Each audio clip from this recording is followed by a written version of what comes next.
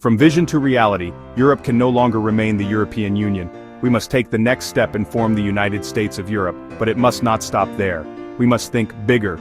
United States of Asia, United States of Africa, Australia, 4 strong communities based on cooperation, participation, and mutual responsibility. Imagine what that would mean, probably a new sense of belonging not only to one nation, but to entire continents.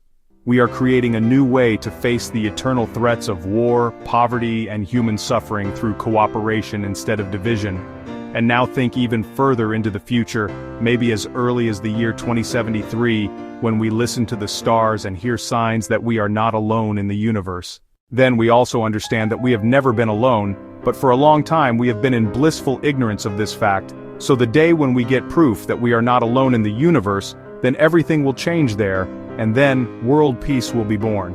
We are then facing a time when the future of humanity must be built on cooperation instead of division.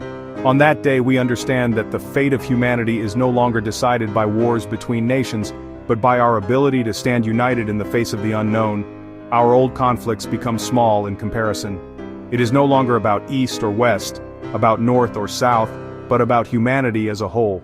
It will not be easy to build these communities. But when we succeed, then the United Nations will become more than a collection of words. Then the UN will become a real union, created by all of humanity. And for Russia, this country that spans both Europe and Asia, will then have a unique role in being the bridge between the worlds instead of a wall.